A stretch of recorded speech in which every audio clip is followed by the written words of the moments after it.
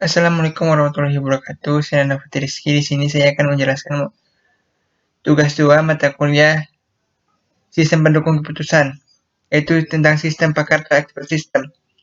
Sistem pakar adalah sistem yang berusaha mengadopsi pengetahuan manusia ke komputer agar komputer dapat menyelesaikan masalah seperti yang biasa dilakukan oleh para ahli, dan sistem pakar yang baik dirancang agar dapat menyelesaikan suatu permasalahan tertentu dengan meniru kerja dari para ahli. Pakar yang dimaksud adalah orang yang mempunyai keahlian khusus yang dapat menyelesaikan masalah yang tidak dapat diselesaikan oleh orang awam. Contohnya dokter, mekanik, atau psikolog. Sistem pakar pertama kali dikembangkan oleh komunitas artificial intelligence pada pertengahan tahun 1960. Sistem pakar yang muncul pertama kali adalah General Purpose Problem Solver atau GPS yang dikembangkan oleh Noel dan Simpson.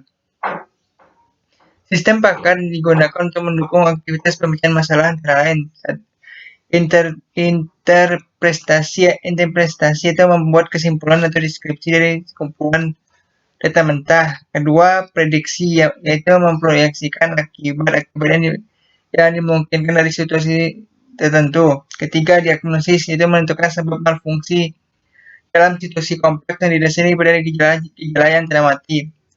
Keempat, perancangan atau desain, yaitu menentukan konfigurasi komponen sistem yang cocok dengan tujuan-tujuan kinerja tertentu yang memenuhi kendala-kendala tertentu. Kelima, perencanaan, itu merancang serangkaian tindakan yang dapat mencapai sejumlah tujuan dengan kondisi tertentu. Keenam, monitoring, itu membandingkan hasil pengamatan dengan kondisi yang diharapkan. Ketujuh, debugging, itu menentukan dan menginterpretasi cara-cara mengatasi malfungsi. Kedelapan, instruksi, yaitu mendeteksi dan mengoreksi definisi dalam pemahaman domain subjek. Ada beberapa kelebihan dari sistem pakar antara lain. Satu, memungkinkan orang awam mengerjakan pekerjaan para ahli. Kedua, bisa melakukan proses secara otomatis. Ketiga, menyimpan pengetahuan dan keahlian para pakar. Keempat, meningkatkan output dan produktivitas. Kelima, meningkatkan kualitas. Keenam, mampu mengambil dan melestarikan keahlian dari para pakar. Tapi juga ada beberapa kelemahan yang antara lain. Pertama, biaya yang diperlukan untuk membuat dan memelihara relatif mahal karena diperlukan banyak data. Kedua, dibutuhkan admin khusus yang selalu memperbarui pengetahuan pada sistem pakar sesuai perkembangan bidang keahliannya. Ketiga, pengembangan perangkat lunak sistem pakar lebih sulit dibandingkan perangkat lunak konvensional.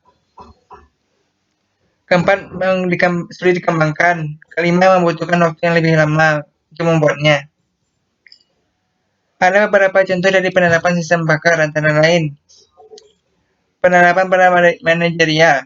Pada bidang manajerial, sistem pakar melakukan analisis, sintesa, dan integrasi untuk membangun perusahaan dengan analisis pada sistem atau sistem pakar. Yang kedua, sistem pakar pada bidang psikologi. Pada bidang psikologi, sistem pakar adalah salah satu cara untuk menganalisis gangguan pada pertumbuhan anak. Analisis yang dilakukan menggunakan Kertainli faktor atau untuk mengetahui gangguan yang terjadi pada pertumbuhan anak. Demikianlah jawaban saya untuk tugas 2 mata kuliah sistem pendukung keputusan, itu menjelaskan tentang sistem pakar. Lebih dan kurangnya mohon maaf. Assalamualaikum warahmatullahi wabarakatuh.